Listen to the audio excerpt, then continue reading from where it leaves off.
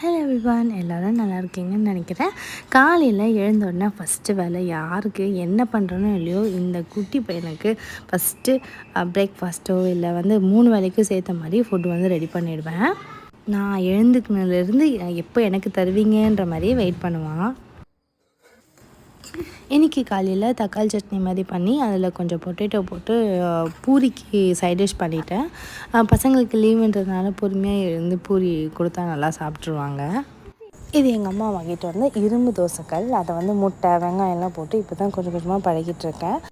அன்றைக்கி நைட்டு ரொம்ப டயர்டாக இருந்ததுன்னு எல்லாருக்கும் மேகி தான் பண்ணியிருந்தேன். மேகி ரொம்ப ரேர், மந்த்லி ஒன்ஸ்ன்னு சொல்லலாம். பசங்களுக்கு மசாலா இல்லாமல் வெறும் கார்லிக் பட்டர் அண்ட் சீஸ் போட்டு கொடுத்துடுவேன்.